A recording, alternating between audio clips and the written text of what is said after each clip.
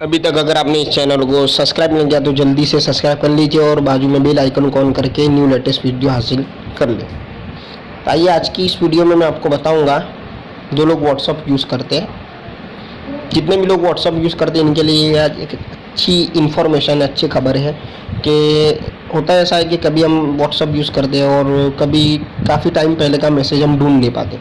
यानी कि कोई दोस्त ने या फ्रेंड ने मैसेज किया है और वो मैसेज ढूंढने में मैं, जैसे ये मेरे दोस्त हैं, इन्होंने बहुत टाइम पहले मैसेज किया था, फ़ोन मैंने नहीं बदला, मुझे याद नहीं है कि वो मैसेज कब का किया हुआ है।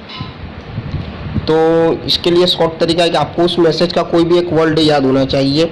कोई भी अगर एक आपको वर्ड याद है, उस मैसेज का कोई भी एक शब्द याद है, तो आप यहाँ पर 3 डॉट्स के ऊपर क्लिक करें, वहाँ जाकर, या फिर ऊपर सर्च है वहाँ पर क्लिक करें। सर्च में जाके वो कोई भी एक वर्ड आप लिखिए जो मैसेज आपको ढूंढना है। जैसे मुझे लिखना है कि भाई फॉर, तो इतना मैं लिखूंगा तो ये जिस मैसेज के अंदर होगा वहाँ पर आ जाएगा। जैसे देखिएगा यहाँ पर, तो ये सर्च में मुझे आसानी से मिल जाएगा।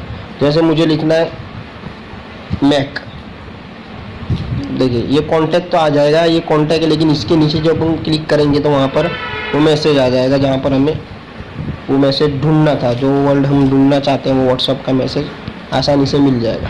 देखिए जैसे, और ये देखिए मैक, यानी वो पिंक कलर में सिलेक्ट हो जाएगा।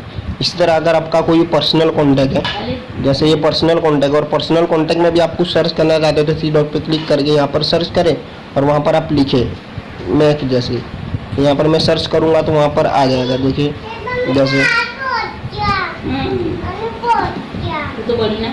देखिए यहाँ पर सर्च होगा तो आ जाएगा।